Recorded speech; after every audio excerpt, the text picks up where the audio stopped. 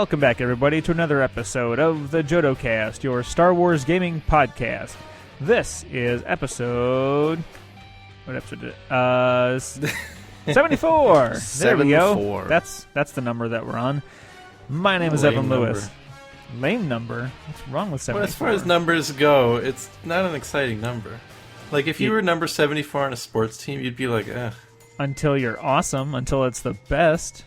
Then everyone's like, I want to get number potential. 74, Mom. We're going to make 74 great, aren't we? Yeah, that's going to be on my JodoCast jersey. And it's going to say Evan Lewis on the back. And I've got Your Leo Andry. Yes, my full name.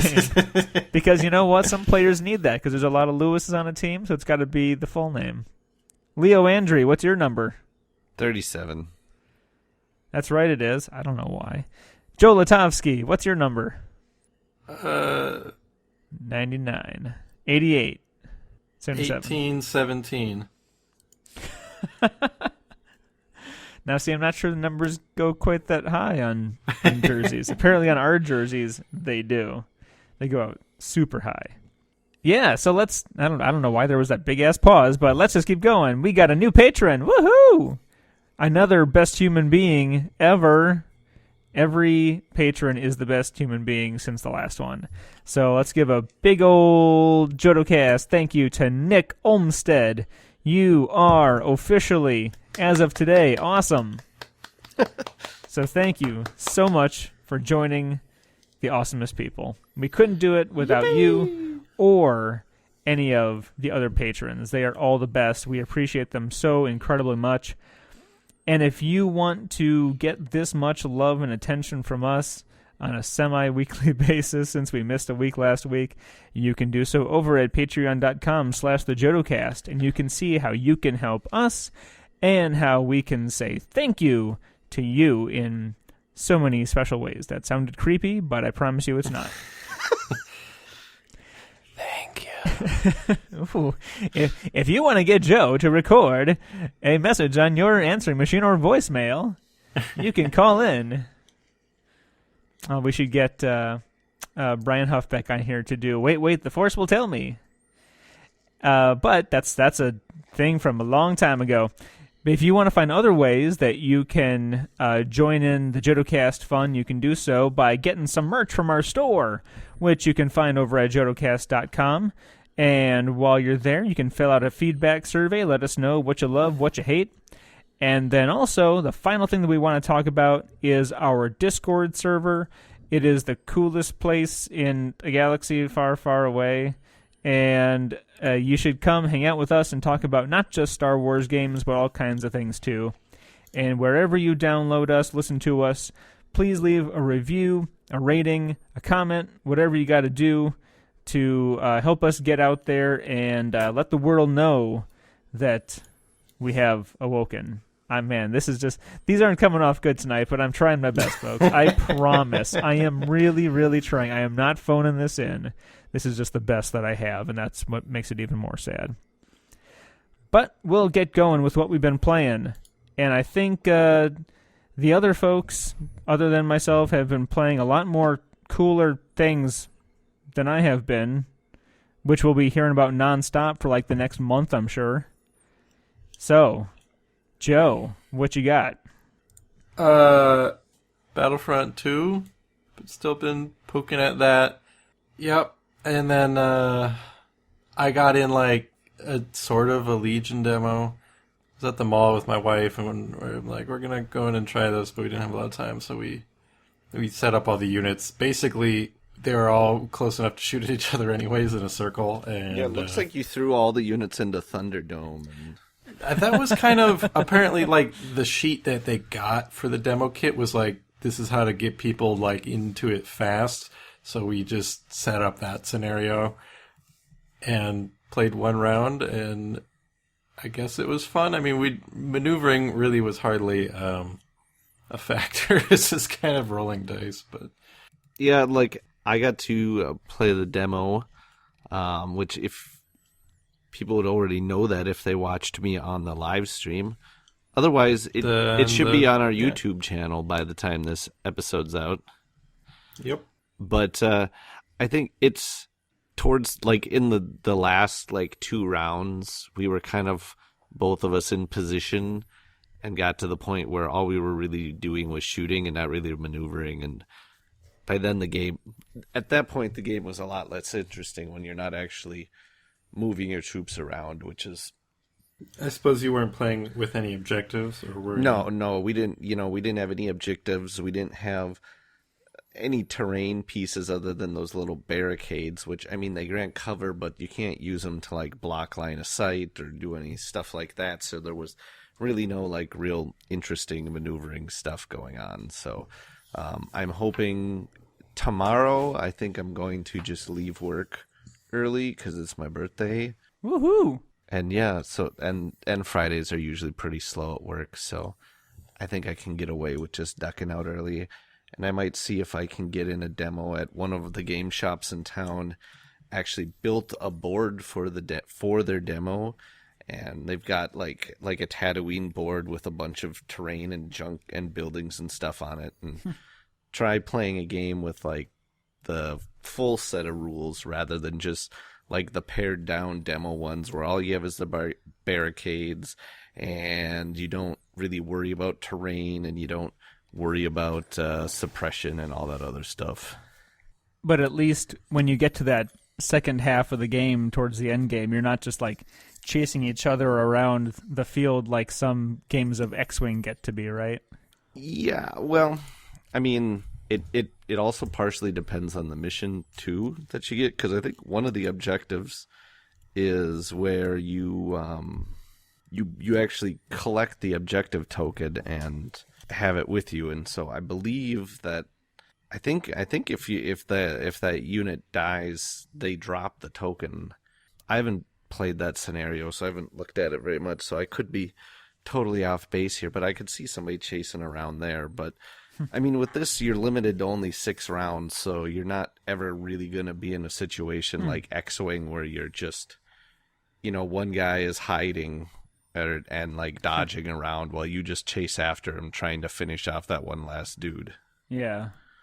I'm sure that was a big design consideration. How do you not let this turn into a huge slog? Yeah. Well, I believe Armada has round limits also, does it not? Oh, I don't know. Armada people, where are you? Sorry, what hop was in the chat question? right now. Armada, do you remember? Does it have round limits or? Yeah, it's like 2.5 hours. No, not time. Something like that. Oh, I mean, You're in the game? Totally not. Yeah. Game rounds. Oh, 6. Yeah, it is 6. Yeah. Okay. There you go. Magic number. Well, cool. I'd say I'm looking forward to hearing all about it, but I won't have any choice over the next few weeks, I think. Not that I'm complaining. I had really actually tried to go out and play Destiny. I had my brand new decks put together that probably aren't optimal, but I tried to go find a regularly occurring Saturday event. Did you get your 5 Jawa deck put together? No, that would require me spending more money than I'm willing to spend on it right now. No, but I did make a E-Boba and Django deck, which seemed like it might be, it's pure, face punchy. There's not a whole lot else going on besides that, but I mean, that seems pretty fun. And I was looking forward to, having it lose spectacularly, but I didn't even get to do that. Because the event didn't fire, yeah. So I tried, folks. I honestly tried. But I've gotten to play, or at least have my hands in Star Wars RPG a lot more lately. Our last episode was an RPG release, so that's pretty awesome. Finally getting to do more with that. And I'm going to be running a local game with people from my D&D group. So got Christian, one of our patrons, and also the chief world builder of Encounter Time, making Star Wars characters, and that was a lot of fun, getting to teach people how to use the system and how the dice work. And I mean, it's a little odd using those dice after you've just been doing D20 and percentile for so long. So looking forward to that. I'm much more looking forward to more RPG stuff. and also wanting to do some Imperial Assault. And I guess that's what they call a segue. In the business. That's what we call Heyo. a segue. And it's not a segue unless we spend a lot of time mentioning how it was a segue. Of course. In fact, I think we should have a contest. The listeners should put together a segue theme song. I'm not sure what that would sound like. For some reason, I think it's like some 70s intermission tune. Exactly, like that. Or like some sort of car chase in San Francisco music. I think that'd be pretty sweet. Either one of those. So get on that, listeners. So we are going to talk about Imperial Assault tonight. And it's honestly a thing that's been on the back of my mind for a while. And I'm getting more and more interested in Imperial Assault, I think because of all the Legion talk. But IA is much more the type of... Sorry, it's just funny that IA is Legion's what making you want to play Imperial Assault. I don't know why that's funny. It is. I agree. I totally agree that it is. Because I'm like, oh, look, this game that people aren't really paying attention to anymore, now I'm going to get into it. Just your hipster tendencies? Yes, I am quite the hipster, but I'm like, I like it now that it's not cool anymore. It's reverse hipster. It's barely cool. But, I mean, it's much more my kind of miniatures game. It's like, here's the pieces for the map, here's the characters all in a box, and go. And I dig that. For me, there's more story elements. There may be story elements in the Legion campaign, but we don't know yet, but we'll find out soon. But I also like the idea of trying to put some more story behind these heroes, the unique heroes, the original characters in Imperial Assault. And that's what we're going to do tonight. Is this kind of a different episode, kind of a weird main topic, but we're going to build stories, short ones, I promise, for these original characters in Imperial Assault. Which I've just been dying to know more about them, and now we're going to make up more about them. Because since Fantasy Flight doesn't want to tell us. Ever since I started playing Imperial Assault, I was like, these characters deserve to be in their own comic. Because they had a cool art style, they all looked really unique and interesting. So Even Fen? We'll we'll give him personality, damn it. Even if it kills him. He's gonna. We'll get to him. Okay. And something I've been trying to start a Edge of the Empire campaign. We've only had one session. Scheduling has been weird, but I've been planning on incorporating the Imperial Assault original characters into that campaign because they're cool characters, and it is sort of like having a pre-made character because you know what they look like, you have an idea. So this could be a tool for you if we put backstories to these faces. You could use these characters to populate your role-playing games if you want. And if you like using miniatures with the Star Wars RPG, even though the system's not built for it, you totally could, and it would be pretty sweet. They don't even have to be your NPCs. You can just use them as your player characters. Boom. Done. You're welcome. The value of your individual games just rose tenfold, courtesy of the Right. JodoCast. And most of these characters, the heroes at least, are the ones that come in the big box. The heroes or the allies rather, that come in the expansions. Right. All of the Imperial Assault original hero characters come in the boxed expansions. The original villain characters come in... I mean, they're present in the campaigns, but only as little tokens. But the miniatures for those guys come in separate expansions. And I suppose if we wanted... Because alongside... I was going to say if we wanted to do... I was just saying along... stories for guys like Rebel Saboteur or... I don't know... That's his first and last name. You could say I was born for this. Hey, I had an NPC in one of my first D&D sessions whose name was Farmer John. First name Farmer, last name John. That adventure also featured exploding cow butts, but I digress. Only their butts exploded? Yep, only the butts. It was alien abduction in D&D. So there's that. Take it for what you will. So we'll give a little brief description of each of these characters. We're going to cover the main heroes of the box set. Obviously, starting with the main box. The core. And then also the primary villain of that campaign, because I guess I wasn't super aware that each of the big box expansions has like a primary villain that is not like Darth Vader or the Emperor or Maul or anything like that. Yeah.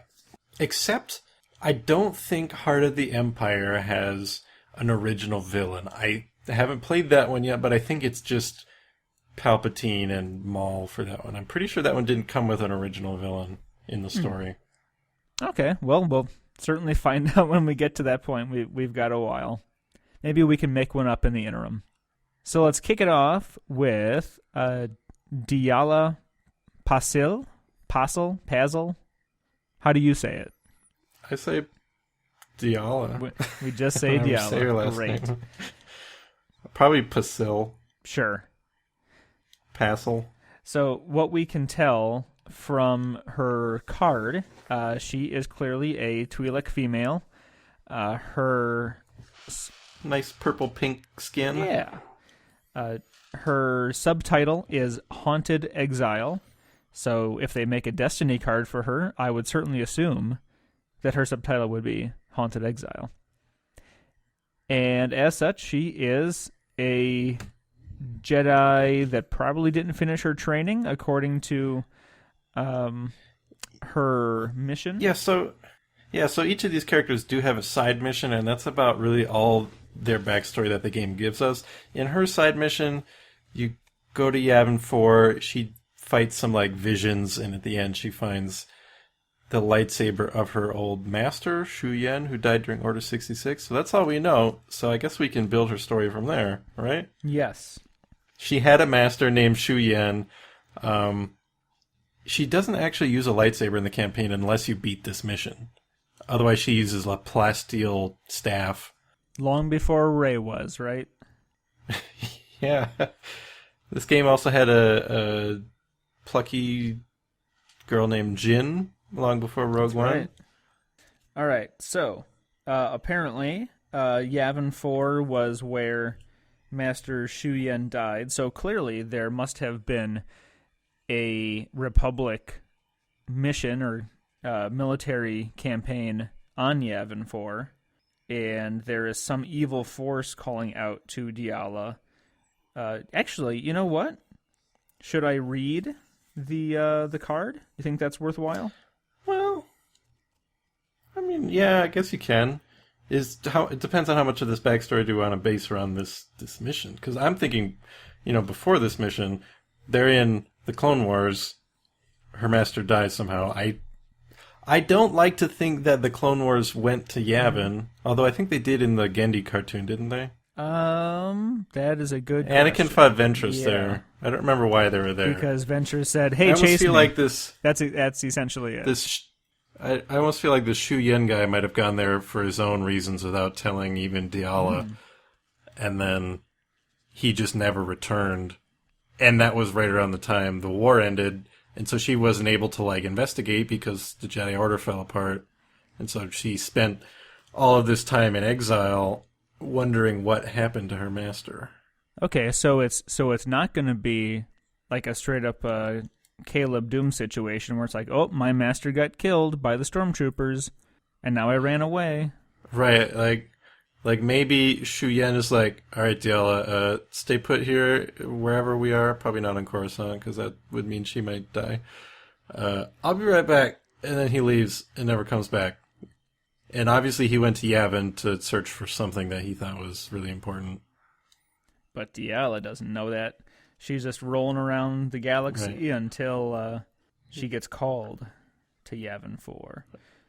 Right. Oh, and obviously by this point she's joined up with the rebellion. And it's worth mentioning that at this point in the game production, there was a very definitive point in time, right, for this campaign.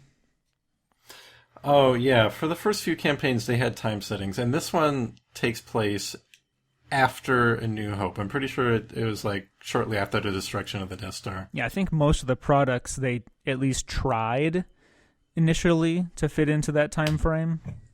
Like I know Edge of the Empire. Which is a Yeah. kind of an odd time to go back to Yavin, but I guess maybe she went back after the Empire was like, nothing here, they all left. Yeah, I mean, if they just blew the crap out of the base with their regular fleet like they do on whatever the hell that planet's name was at the end of TFA, the start of TLJ. I don't remember right now. Dakar? There you go. That's the one. All right. I almost feel like I'm just judging this off the Galactic Assault scenario in Battlefront 2. The Empire is down, rushing the temple to try and grab some information before the rebels can wipe their computers. After, like, most of the rebels have fled, there's some left behind trying to wipe the computers. But that's neither here nor there. Yep. Are we satisfied with Diallo's story, or do we need to flesh it out more? No, I think that's pretty good. I think that gives people a good starting point if they want to incorporate her into maybe some Force and Destiny games, or if they just want to write some fan fiction. I think that's more than enough. Next up is Fen Cygnus, who is a human male. His subtitle is Hardened Veteran. And if he is like anything, he is like the Assault class from Battlefront 2. So he's just a straight-up regular trooper guy. But he's got a cool scarf. He does. Scarves make the man. And he was named Fen long before Rebels named a Mandalorian Fen. It's true. Also true. This game has a long tradition of naming people things before canon characters got named those things. And actually, he looks kind of boring because he is the Star Wars equivalent of a male human fighter. I mean, he's just a dude with a helmet and like goggles / sunglasses and an assault rifle. He's got good trigger discipline. He does, actually. He uses his safety correctly, as they would have said in Black Hawk Down. This is my safety. And he's pointing at the ground, so good for him. Oh, yeah, is he on the... I think he's on the cover, isn't he, of the first... He is. Okay, Age of Rebellion adventure. I think... Oh, yeah, that. He's on the cover of the Imperial Assault core set. Oh, yeah, him and Jin and Diallo. Uh-huh. So there you go. Vader. You already know who we're talking about. Go look at a picture. I mean, I guess now that we mention it, he is boring. He just looked like he always struck me as someone who might take a leadership position in this weird little rebel group that you play through in the game. Mm-hmm. But... Well, and actually, he's got a pretty baked-in history, and it's more his present that is catching up to him. He was at one of the first and earliest battles of the Empire and the Rebellion on Onderon, home of Saw Gerrera. And apparently they were able to, according to this, free Onderon relatively early on. We're not sure if that's canon or not. Yeah, may not be. Obviously this... Well, at the very least, we can assume he was fighting the Empire on Onderon. It's a lot of ons. Yeah, on Onderon. And he gets called back to keep Onderon safe as the Empire seeks revenge against the insurgent world. So not a lot of mystery, at least if we go by his mission card. So, well, we assume he grew up on Onderon. He possibly hooked up with Saw Gerrera. I think he looks like the kind of guy who would, after spending enough time with Saw and his ways, would be like, I think I'm going to go hang out with the Rebel Alliance, and I get why they don't like you that much. Mm-hmm. He'd be like, you know what, you keep doing your thing, but I can't do that. I'm too decent. Yeah, there you go. Well, I mean, he could even have been like a right-hand man, a disciple. What about this? He had a family on Onderon, and actions by Saw Gerrera led to their death. Like, it was Saw had a great victory against the Empire, like, really good victory for the status of the planet, but the methods were so that Fenn's family died, and he believed that could have been easily avoided if Saw wasn't so fanatical. So he left. Boy, that's a good one. He just became very not boring. And he has a sads in his heart. Oh. Well, I don't think there's a single picture of him looking happy. All the pictures of him are, like, super grimacing. All right, man. Well, that's a good one. I like that one a lot. Next up is Garkon, who I almost invariably wind up playing whenever I'm just a player guy here. And as you can tell by his name, he is a Wookiee. I guess we're just assuming it's a he? It's a he. Okay. Confirmed. Oh, it says to honor his brother's death. Okay. Well, you can't always tell. You gotta shave him down. Never mind. I can tell. So his mission is actually on Bakura, which I don't know if that is canon yet or not. They certainly had a truce there back in the Legends days, but I don't know if Bakura has come back yet in canon. But it certainly is here. And just to be clear, again, things that happen in Fantasy Fight published things, even though they're approved by Lucasfilm licensing, doesn't make them canon. I feel like our listeners are smart enough to know that, but I've, in the past, run into people who thought because something was published by Fantasy Flight, that made it canon. Really? They're in the... I mean, it all has to be approved by licensing, so especially the newer RPG source books, they're still not officially canon, but they're, not super legendsy, but you know what I mean. They're not officially canon. I don't know if... Just as I open up the Wookiee tab for Bakura, it's listed as canon, but the only canon appearance is in Star Wars The Force Awakens beginner game by Fantasy Flight Games. So either I'm completely wrong, or whoever made this Wikipedia entry is completely wrong. And I'm pretty sure something being published by Fantasy Flight does not make it canon. Yeah. I'm gonna say no, and I think FFG would also say no. Right. They're in the kind of the gray area, like the Freemaker adventures, where it's obviously not canon, but obviously not, like, just legends. You know what I mean? Yes. Well, maybe the Freemaker Adventures is more obviously not canon than the role-playing games books, but... Anyways, moving on. All of our stories are canon. Yes, these are canon. I called up Pablo the other day. I was like, we're going to make up some stories for these guys. Can it be canon? He's like, yeah, JodoCast is canon. The podcast JodoCast is canon. The character JodoCast is still Legends. And we're going to have a weekly YouTube feature that has Pablo in it after every episode of JodoCast.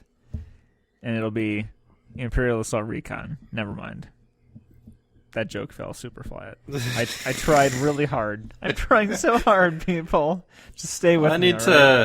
I need to rip some footage of him saying, by the way, none of this is canon, to put after YouTube videos. Perfect. There's at least a couple clips of him saying that out there. You should have that after... Actually, you know what? We're talking about Imperial Assault, but we didn't mention your awesome video that just got released. Yeah, I feel good plugging that because I'm desperate for people to watch it and justify the amount of time I've sunk into that thing. Okay. So what's special about it? It's the Imperial Assault app came out. Oh, we did lose Leo, huh? We did. Oh, I didn't even notice. Okay. The Imperial Assault app came out, and I finally got around to playing it, so I did a recording of myself playing it, much like I do the skirmish videos I make, but by myself, and recording the app as well. And then after I finished and I was sitting down to put it together, I noticed I did not actually record the audio of me. I mean, it was in my camera, but that doesn't have a good microphone. So I decided rather than go forward with the bad audio, I would just narrate over the whole thing, and that turned into me doing voices for all the characters and stuff. And it was a lot of work, but people seem to be enjoying it. So if you want more Imperial Assault and funny stuff, it made me laugh while I was making it. Wolverine is in Star Wars now. Official canon. Well, a guy who likes to cosplay as Wolverine. So when we get to his character, we're going to have to use that image. Okay. All right. Moving on. Well, we didn't talk about Garkon too much. So, Wookiee male, and his mission, like we said, is Wookiee mail? Like electronic? Yes, Wookiee mail. Wow. Oh Chewbacca gosh. Sends his letters.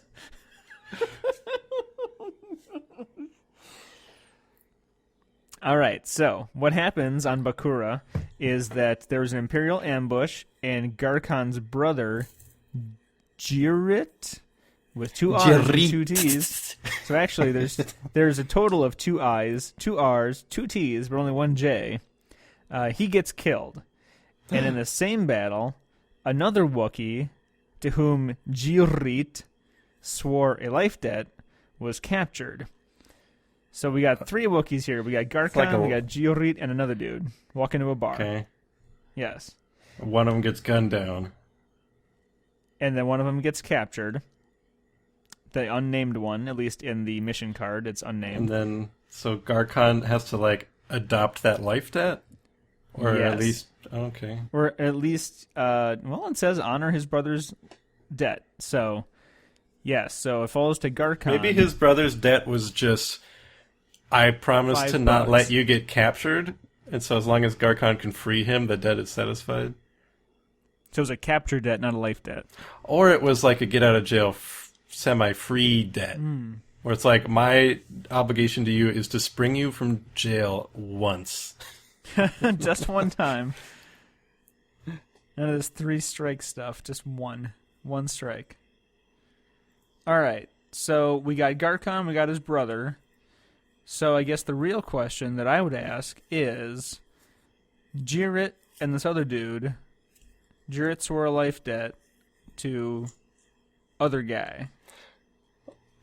Maybe the other guy is... who could the other guy be? I mean, the only, I don't want it to be Chewbacca, that's too small worldy. Yeah. I don't know if Black Chrysanthemum would fit in that. He doesn't seem like the guy who has friends. No. Lumpy? Are there any other Does Wookiees? it mention that the other guy is a Wookiee? Another Wookiee to whom Jirit swore a life debt. Oh, okay. I was going to say, then it could be the one dude from the holiday special who sells them trinkets. Okay, so listeners, it's your job, unless it's, it might be mentioned in the campaign book. I suppose I could look there. Should I look? Let's find out. Let's bring back some Legends spice and put the suffix baka behind any word to name a Wookiee. So how about well, I found the name, but we can add Baka to it if we want. Okay, what's his name? No, it's Shortatha. Shortatha? So Shortatha Baka. Shortatha Baka. Okay, well, I think we can assume that Garkon grew up on Kashyyyk playing Wookiee games with his brother and Charthabaka, who was his brother's best friend. Garkon was kind of always the third wheel, but they were, nice, so they let him play along. And then Garkon, I guess he joined the rebellion, and these 2 schmucks just stayed on Bakura or something. Yeah, could be. Maybe Jirit and Shortathabaka were smugglers and got in over their heads. Maybe they were on their honeymoon. That could be too. Well, we can add some progressiveness to our weird backstories. Yeah. Assuming Shortathabaka is a male Wookiee, and It's canon. Too late. We've already said it. okay. It's like Hello from the Magic Tavern. So, yeah, Garkon's sitting there. He's in the rebel base or wherever our rebels are stationed, and he gets a Wookiee mail. And he sees that it's from his brother's address. And he's like, oh, they're sending me updates from their Wookiee moon or whatever they do. And that's why they're off Kashyyyk on Bakura, because Bakura's more accepting of this kind of stuff. Kashyyyk is still a little bit old-fashioned when it comes to these things. Yes. And it's actually a message from Chitaka Bappa, and it's, saying, it's like actually like a live message. There's blaster fire in the background, and he's like, Jirid is dead. You need to come help me. Here's my coordinates. And then the camera falls to the ground, and you see stormtroopers like taking him off. And then presumably, whether Garkon succeeds at that, it depends on your how you play the campaign. But I guess we can assume he saves them, and they have a nice little funeral where they dump his ashes into the seas of Bakura. I like this. This is excellent storytelling. And they stay in touch. Well, so that surely... was mostly his brother and his brother's husband's backstory. Garkon I guess he's just left and joined the rebellion, and that's all he did. So we just treated Garkon the same way that his brother and were talking about that treated him? Yep. Wow. Kind of the side character of their life. Oh, poor Garkon. Well, you know what? I can't wait for the next novel to come out from Chuck Wendig, starring Garkon. All right. Let's get on to Gideon Argus, who is a human male. He has the subtitle of Valiant Commander, not Vomander, as it says in the show notes. And his mission takes place in the wilderness of the planet Talus.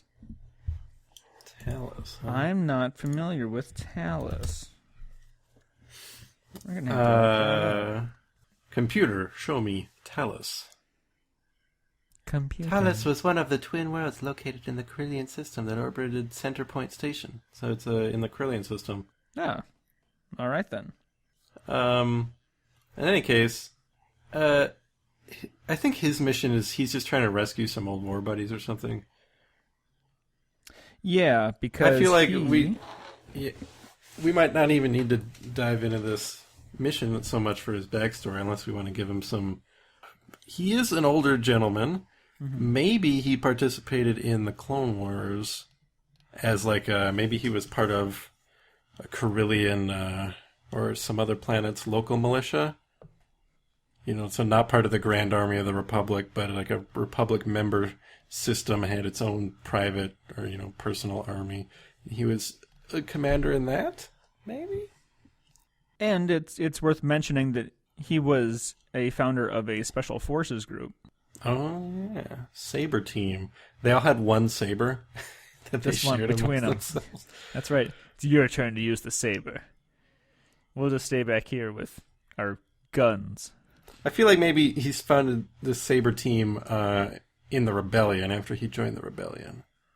I'd like to think that he was one of the first people on the ground floor in the Rebellion. Or maybe he had his own rebel cell that eventually, got sucked into the Rebel Alliance like they all did. Like he would have been at the table on Yavin, like yelling about the Death Star with Jyn and Mon Mothma if he wasn't, busy doing something else. And he's certainly the type that would have been with General Radis. He probably would have liked Radis a lot. Yeah, maybe him and Radis are best friends. Maybe he was on Radis' ship, like giving orders. Hey, start the engines. I got a hunch we're going to be leaving soon. Could easily be. Which also means that he dies, so that doesn't work in our campaign. Since the campaign takes place after A New Hope, yeah, he would have had to get off.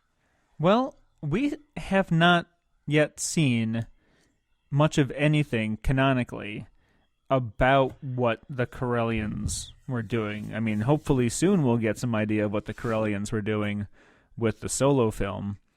But in Legends, they've always seemed to be like, we do our own thing, whether it's Imperials or Galactic Alliance or anything like that. They've always been, taking care of their own business and their own system, regardless of what the larger governing body had to say. Do we want to say he's from the Corellian system?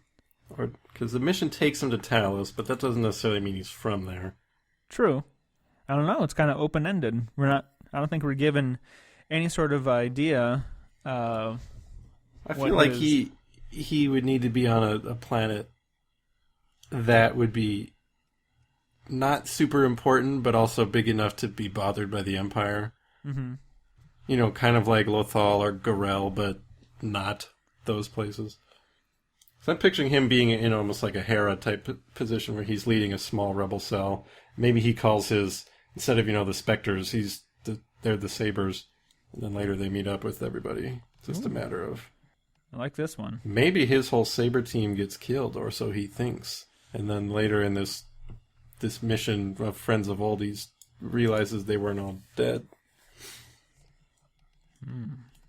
Now I want to know where the heck he comes from. Jeez. I don't know. It's a good story. I don't know how to... I like this. And that is canon, isn't it?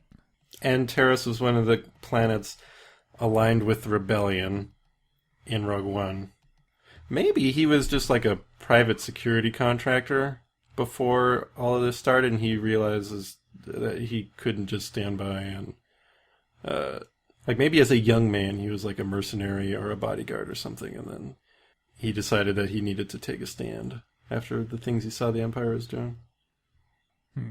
Maybe I'll spend the rest of the night writing fanfic. But not until we talk about the rest of our heroes. Yeah. I feel like we haven't figured him out yet. Maybe we'll have to come back to him.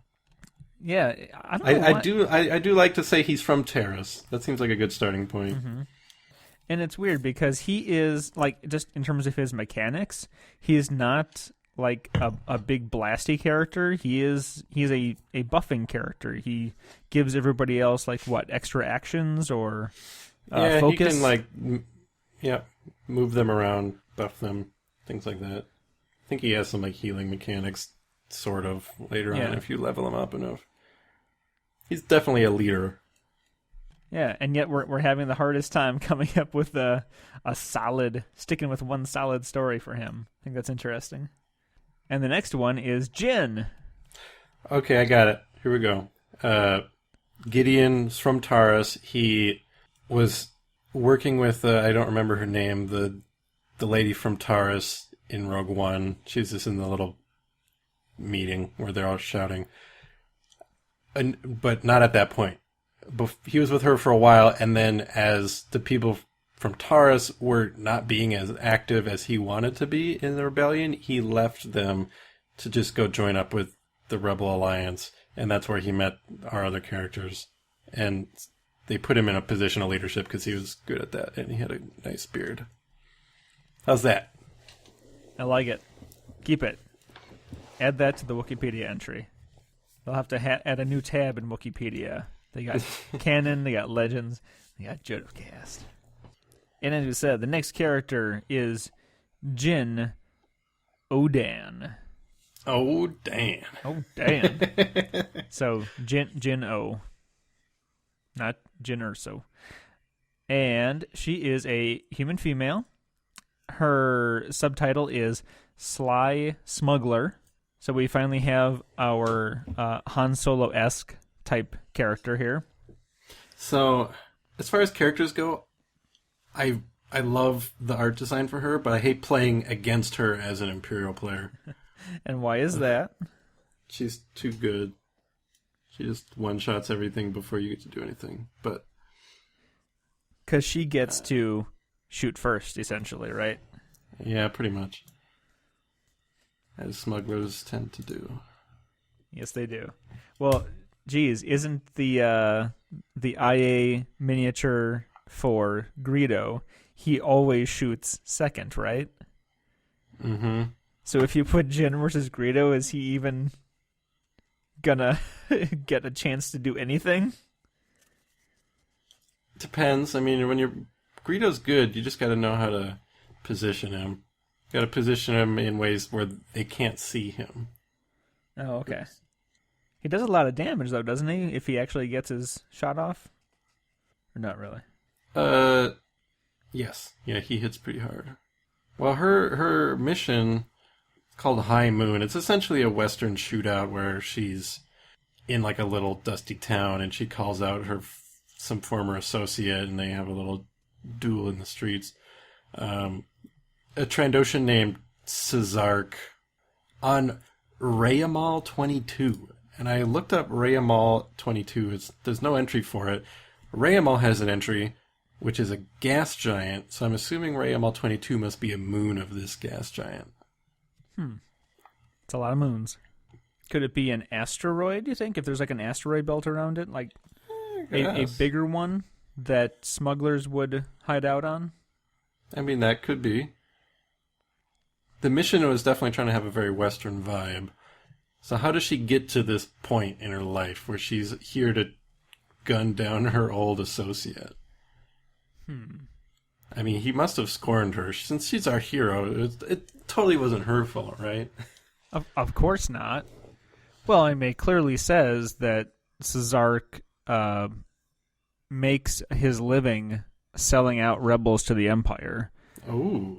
So whether or not she's huge into being a rebel at this point, or if she's a reluctant rebel, as many smugglers seem to be, she at least has a bone to pick and maybe some moral qualms about... I can see her being, sucked into the rebellion, but more willingly than most characters of her ilk that we're used to.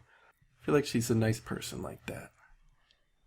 And that's when she finds out her old friend is selling out rebels and has got to go hunt them down. But, she has to have a ship, right? What ship does she have? Ooh. Maybe it's called the High Moon. Although and it's a Jumpmaster 2000 because it's crescent shaped. I like this. This is a good idea. Although her reward is Peacemaker, I'm going to assume that's her weapon, special weapon of hers, yeah? I think it was just an ability that made her even more powerful. Oh, okay. But I don't know, maybe that's in her artwork, she's rocking a DL-44. I feel like she would have a YT model. Right? But would it be a 13 or a 24? I'm thinking 24. Yeah. Okay, well, she's got a YT 2400 with some orange accents to match her jacket. I like that. Yeah, she does have that kick-ass orange jacket going on. Maybe her and Zark were in the middle of a mission to deliver some stuff. They got caught in between the rebels and the Empire. The Empire was doing something not so great, like shooting workers for not working hard enough or something. The rebels were trying to stop it. Jin couldn't let herself just turn in the goods and get on with her day. Zark, that's what he wanted to do, so they separated there, and she helped the rebels, and that basically stuck her in the rebellion. And then Zark left and he was kind of bitter, so he realized there was money to be had in working with the Empire, selling out rebels. Yeah. I approve this message. Okay. So then later she finds out that he's been doing this, and she can't abide that, because for whatever reason, smugglers tend to gravitate toward the rebellion, so her friends have been getting picked off by Intel because of Zark. So, really quick on Rayamal 22. If we're going to say this is... If the mission is designed to be like an Old West showdown, quick draw showdown type thing, is this like a mining camp that maybe got converted into a smuggler's pit stop? but it's got the whole like big long road down the middle and buildings sure. built into the side.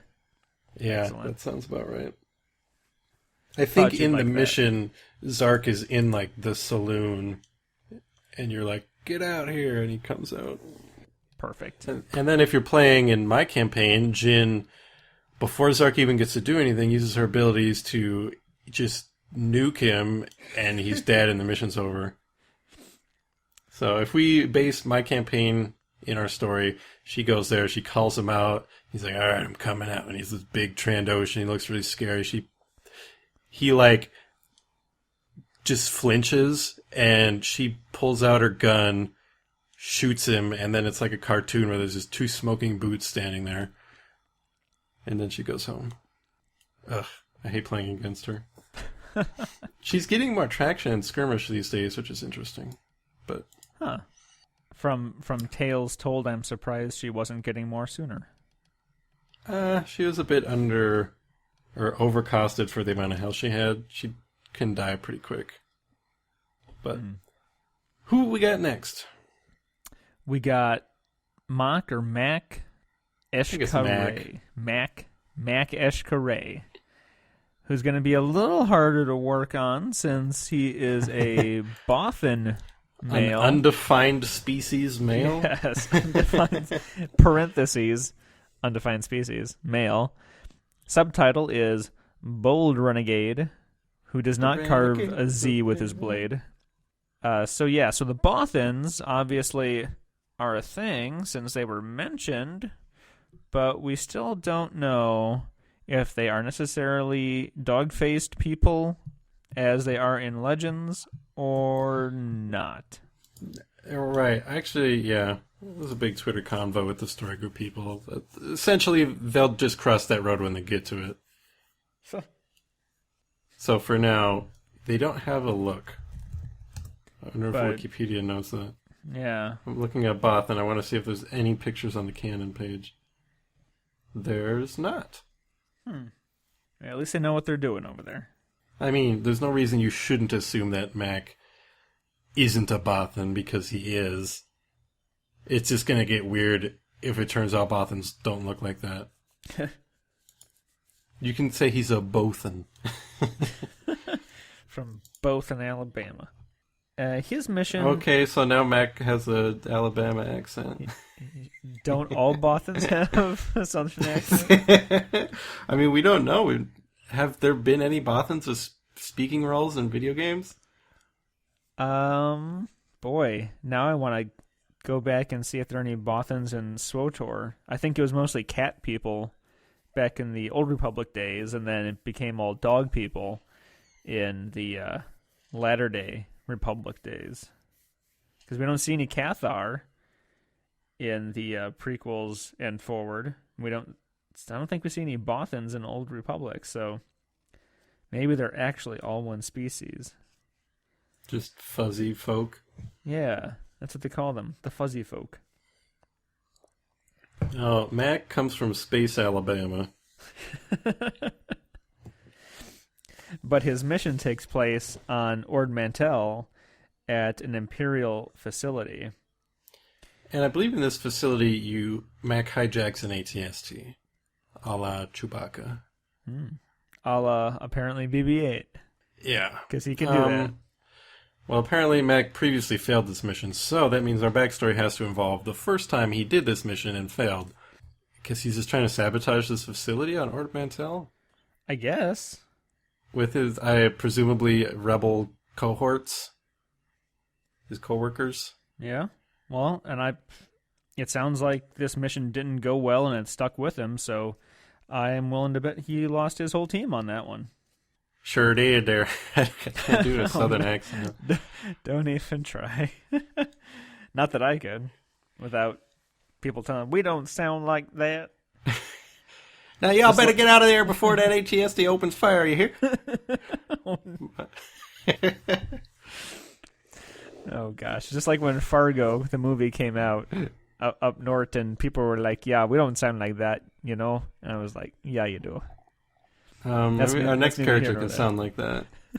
Oh, I think he will. Okay, so apparently Mac just wanted to sabotage the Imperial facility on Ord Mantell.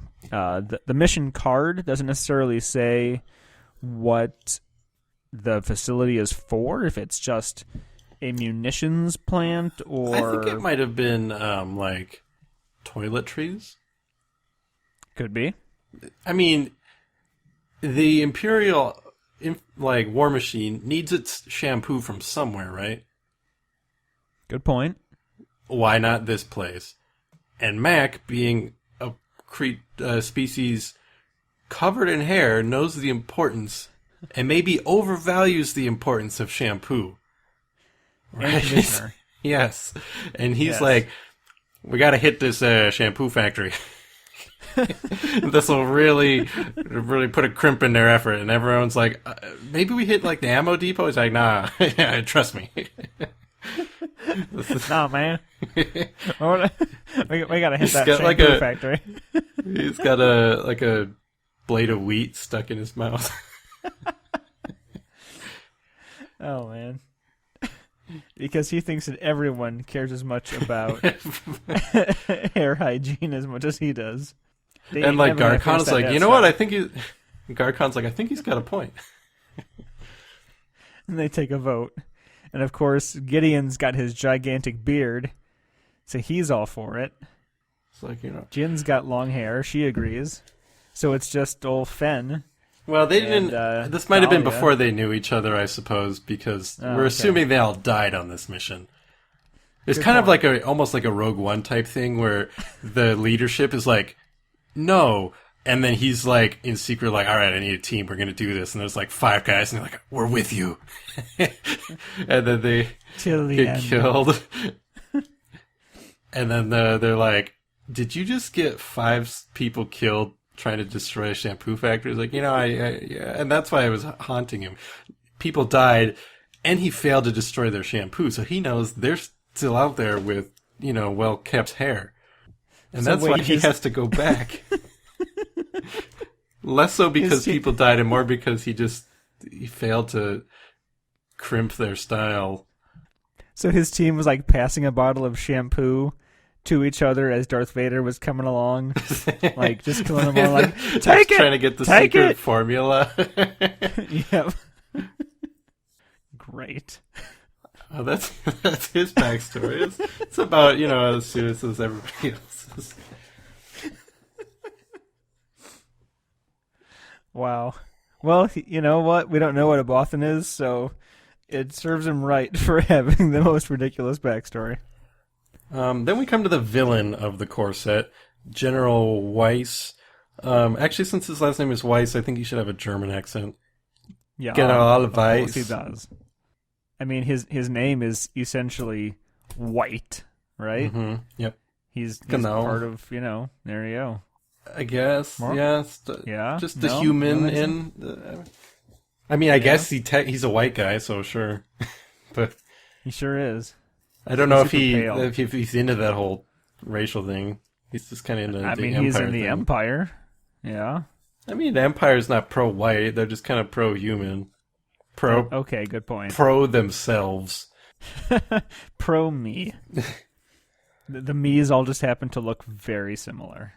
We know that Weiss is in charge of like a secret weapons program, which I guess we can assume is related to his ridiculously decked out ATST.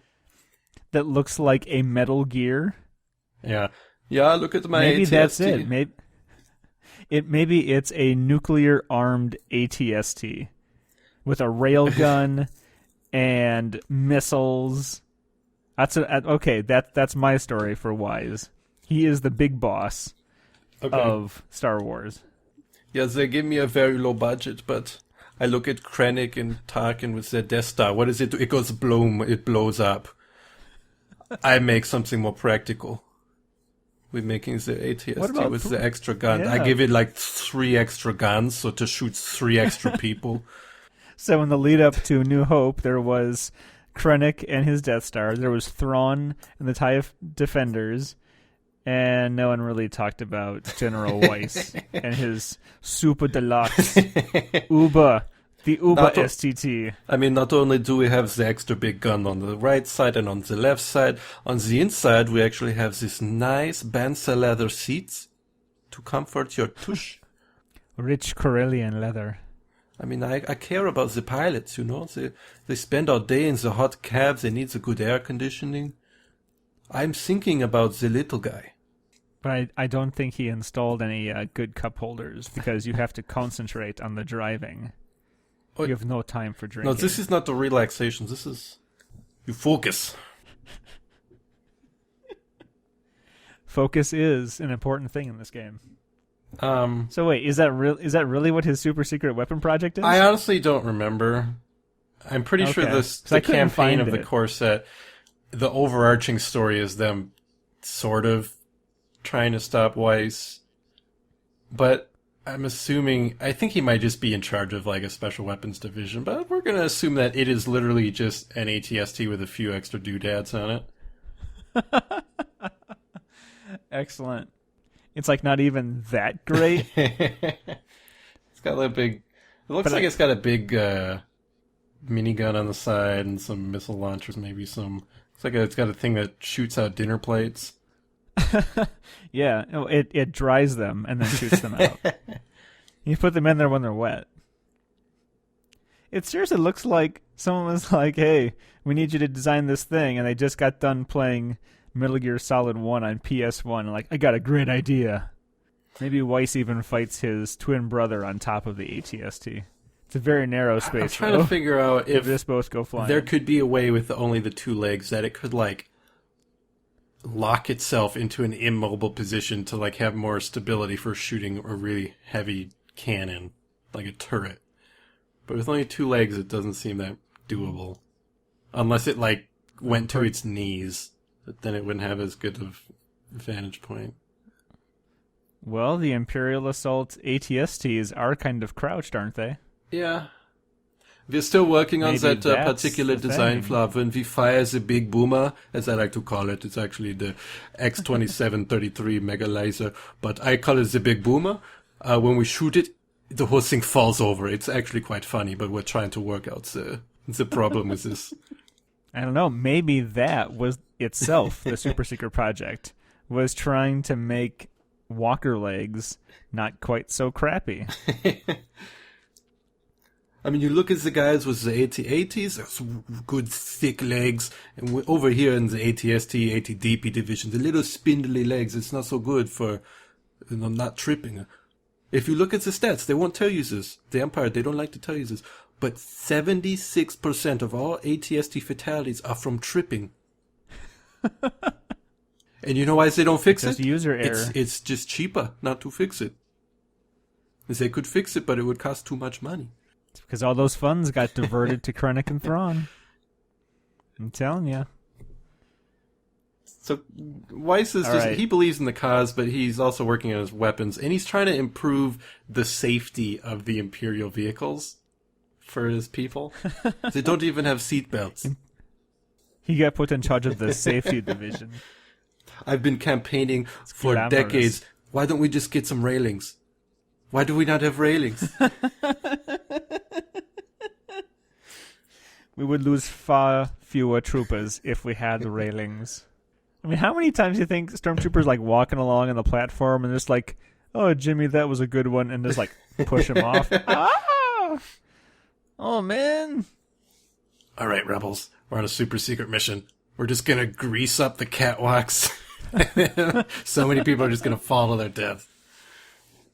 How did we never see like Aladdin Ezra just take like a ball of marbles and throw them on a thing? That had to have been a thing that happened. Oh, Aladdin Ezra, how we miss thee. I think we've got some pretty solid backstories for these characters for people to do with what they want. Absolutely. I think, edit this out if I'm wrong, we're planning on maybe making some role-playing game character sheets for each of these characters if you want to use them as a resource for an NPC, or if you want to actually play as these characters. and then you'll have their backstory and all their stats pre-made for you. We were thinking about slapping these guys into character sheets. Yeah, absolutely. I spend my day just making characters in RPGs anyways, so might as well be productive with it. Yeah, and we'll put them up on our website somewhere once they're available. Yep. I think that'll be pretty cool. And like Joe said, they're great for either just pre-made characters, because they all fit the careers pretty well from all the different ones. You got, obviously, the Haunted Exile. I mean, isn't there an Exile sub-spec just in Edge of the Empire alone? I'm not sure. I'd ignore all the Force stuff in Edge of the Empire. Yeah. Hardened Veteran, that's just going to be your soldier. Wookiee Warrior could be... I mean, that could be a number of different things. Mercenary? I mean, it could be like a bounty hunter or a... Marauder? Yeah. Bodyguard, is that one of them? Yeah. Sounds like a bodyguard a thing. spec. But Valiant Commander. Get out your Age of Rebellion book for Gideon. Jin is everything from Edge of the Empire. Mac. probably something Mac out of in the Age game. of Rebellion. Yeah. He's a sniper. He is specifically a sniper, isn't he? Yeah, so there you go. Like a scout sniper guy. Boom. Done. And I guess if we feel like it, we'll do Weiss as well. We'd have to make stats for his vehicle, because he's kind of inseparable from his vehicle. Oh. And I think he would definitely be a Nemesis level bad sure. guy. Yeah. You could, if you so Cool. I wanted, like this. get 6 players to play these characters and then run the Imperial Assault campaign in the Edge of the Empire system. Just... Oh, I'm liking this. I'm really liking this. But you have to make sure whoever plays Mac uses a southern accent. It's required. I mean... Okay. Yeah, so, Yeah? check the website when you listen to this. If they're not up yet, they will probably be up eventually. And just stay tuned to our social channels to find out when they get posted. Yeah, I'm really looking forward to this now. I will probably spend all of tomorrow just working on these guys. This sounds like awesome. too much fun. And adapting the missions in the campaign book to for use with the RPG. That sounds awesome, especially if you want to do all the legwork on that. All of it? I mean, Great. if you're cool with it. I only have the Edge of the Empire core book. Oh yeah. I've got all 3. I will definitely be If you need figuring out. hit me up if you're like, what should this person's obligation be, or what should their agility be? I'll give you input, but Yeah. if you want to do all the heavy lifting, I'm gonna have to re-listen to this episode just so I can take notes on what we to- said for everybody. I'm gonna have to re-listen to it to put out the little summary videos on YouTube. Oh, do we want to mention that? Sure. I mean, if we say it, then it's more likely that I'll do it. I plan on... I mean, if you listen to this, there's less of a reason for you to need to watch these videos, but I intend to make a video for each of these characters just summarizing the stories that we settled on. So maybe like a 5-minute video for each character, giving our backstory for them. And have some relevant art imagery. Yeah, of course. Floating across the screen, right? Mhm. Yeah. I'm looking forward to seeing that, and we just got done talking about it, so this is really cool. Well, And I hope everyone else thought this was cool. Yeah, I was about to say that. I hope everybody listening liked this as much as we did, because I like the role-playing game and I like Imperial Assault. Even if you don't care about the role-playing game, I think this is just still neat to have as fans of Imperial Assault. This doesn't necessarily have to be a resource for the role-playing game. It will be, but it doesn't have to be. Just makes those Imperial Assault campaigns just that much cooler, I think. Knowing who these guys are and what they're all about, not just, I like that guy. He looks cool. And so Which is let us fine. know if you guys like this, because if you do, we'll keep doing it for the rest of the expansions for Imperial Assault. Because there's 1, 2, 3, 4, 5, 6, 7, 8, 9, 10, 11, 12, 13, 13 more heroes to go, ish. Off the top of my head, I might have missed some. Plus a couple villains. Yeah. Well, and I was saying earlier today that the Jabba's Realm characters look like some of the most colorful ones. Oh, yeah. I really like those guys. Looking forward to getting I've to them. already have ideas for their backstories. I have them I knew you would. as PCs in the Edge of the Empire game. Not PCs, NPCs that I'm working on, but they haven't showed up yet, and I don't know if they will, because we're having schedule problems, but... I'm using one of the villains from this game as a villain. He showed up in the first mission. I don't know if anybody noticed, because only one of my players plays Imperial Assault, but I was like, who do I get for a nemesis? Oh, this guy looks cool. He's using Agent Blaze, the ISB guy who's shaking his fist at the world. But with his... Oh, yeah, he's not the one with the, like, angry tech support headset, right? He doesn't have a headset, but that's guy? His friends have that. Oh, okay. He's got a weird sculpt. He's shaking his fist like a Scooby-Doo villain, and he's got his helmet under his arm. It's not a very good action sculpt. But we'll give him a good story when it's his turn. Great. Love it. All right. Well, I hope everyone enjoyed this, like we just got done saying. Give us feedback on this. We really do want to hear feedback. We love it all the time, but this one especially, because this was just for fun, something that we wanted to do, and not just, hey, here's the news. And I guess, Leo says goodbye since we lost him so early on, and I guess that's it. We did it. Yay! We'll catch everybody next time. That was lame, but That we're was the trying. sound of me doing a weird tongue click and pointing my fingers at the audience, like finger guns. Finger doing kind of a guns. wink at the same Hashtag time. finger guns. There you go. What better way to go? There's a lot of better ways.